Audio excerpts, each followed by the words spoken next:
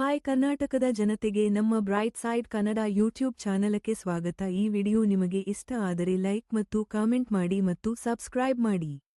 ನಮಸ್ಕಾರಗಳು. 1. ಸನ್ಯಾಸ ಮಾರ್ಗದ ಪೂಜ್ಯತೆ. ಇದಕ್ಕಿಂತ ಹೆಚ್ಚು ಸನ್ಯಾಸೋ ವಿಭಿದ ದೇಹಾತ್ಮಭಾವನಾಭಾವ ತತ್ಪ್ರತಿಪಾದಕ ಚಿನ್ನಾನಂದೋ ದೇವ. ಅರ್ಥ: ಸನ್ಯಾಸ ಮಾರ್ಗವು ದೇಹಕ್ಕೆ ಅಂಟಿಕೊಂಡಿರುವ ದೇಹಾಭಿಮಾನ, ಈಗೋ ತ್ಯಜಿಸುವ ಪಥವಾಗಿದೆ.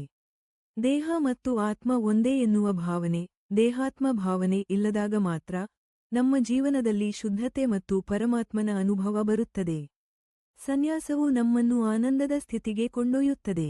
ವಿಶೇಷತೆ: ದೇಹ ಅಥವಾ ಬಾಹ್ಯ ಜೀವನದೊಂದಿಗೆ ಅತಿಯಾಗಿ ಸಂಬಂಧಿತವಾಗುವುದು ಬಿಟ್ಟು ಆತ್ಮಜೀವನದತ್ತ ಮನಸ್ಸು ಕೇಂದ್ರೀಕೃತವಾಗಬೇಕು. ಇದು ಸನ್ಯಾಸದ ಸಾಂಸ್ಕೃತಿಕ, ಆಧ್ಯಾತ್ಮಿಕ ಶ್ರೇಷ್ಠತೆಯನ್ನು ಸೂಚಿಸುತ್ತದೆ. 2. ಅಧ್ಯಾತ್ಮದ ಮಾರ್ಗ. ಇದಕ್ಕಿಂತ ಹೆಚ್ಚು ನ ಕರ್ಮಾನ ಪ್ರಜಾಧನೇನ ತ್ಯಾಗೇನೈಕೆ ಅಮೃತತ್ವಮಾನಶು. ಅರ್ಥ: ಕರ್ಮ, ಕಾರ್ಯ, ಪ್ರಜಾ, ವಂಶ ಅಥವಾ ಧನದ ಮೂಲಕ ಮಾರಾ ಪೊಸೆಷನ್ಸ್ ಅಮೃತತ್ವವನ್ನು, ಮೋಕ್ಷ ತಲುಪಲು ಸಾಧ್ಯವಿಲ್ಲ. ತ್ಯಾಗದ ಮೂಲಕವೇ ಸನ್ಯಾಸಿ ಅಮೃತತ್ವವನ್ನು ಸಾಧಿಸುತ್ತಾನೆ. ಈ ಶ್ರುತಿ ತತ್ವವು ವೈರಾಗ್ಯ ಅಥವಾ ತ್ಯಾಗದ ಮಹತ್ವವನ್ನು ಬಿಂಬಿಸುತ್ತದೆ. ವಿಶೇಷತೆ: ಜ್ಞಾನದ ಬಾಹ್ಯ ಆಕರ್ಷಣೆ ಅಥವಾ ಸಂಪತ್ತಿನ ಸಂಕೀರ್ಣತೆಗಳನ್ನು ತ್ಯಜಿಸಿ ತ್ಯಾಗದ ನಿಜವಾದ ತಾತ್ಪರ್ಯವನ್ನು ಅರ್ಥಮಾಡಿಕೊಳ್ಳಬೇಕು. ಇದು ತ್ಯಾಗವೇ ಸನ್ಯಾಸ ಜೀವನದ ಮೂಲಾಧಾರ ಎಂದು ಹೇಳುತ್ತದೆ. 3. ಜ್ಞಾನ ಮತ್ತು ಧ್ಯಾನ. ಇದಕ್ಕಿಂತ ಹೆಚ್ಚು ಜ್ಞಾನಯೋಗೇನ ಸನ್ಯಾಸಿ ಪರಂ ಪುರುಷಂ ಗಚ್ಚತಿ.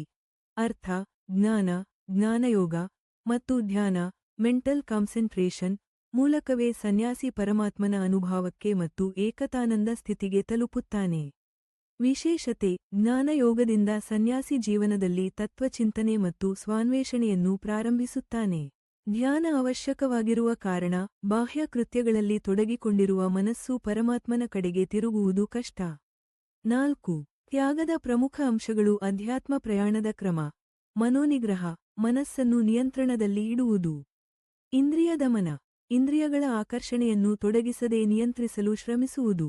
ಜ್ಞಾನಾರ್ಜನೆ, ಆತ್ಮಜ್ಞಾನ, ಭಗವದ್ಗೀತಾ ತತ್ವ ಮತ್ತು ವೇದಾಂತದ ಅಧ್ಯಯನ. ಶಾಂತಿ, ತನ್ನೊಳಗಿನ ಶಾಂತಿಯೊಂದಿಗೆ ಸಮಾಧಾನ ಹೊಂದುವುದು.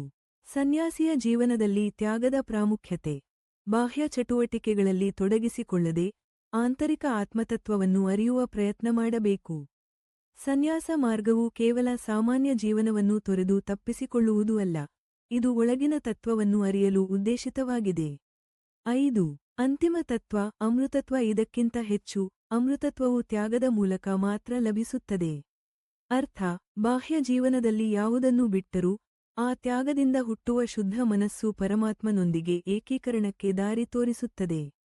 ವಿಶೇಷ ಅಂಶಗಳು. ಇದು ನಾವು ಅರಿಯಬೇಕಾದ ತತ್ವವೇನೆಂದರೆ, ಸಂಪತ್ತು ಅಥವಾ ಕಾರ್ಯಗಳಿಂದಲೇ ಶಾಶ್ವತ ಆನಂದವನ್ನು ಪಡೆಯಲು ಸಾಧ್ಯವಿಲ್ಲ.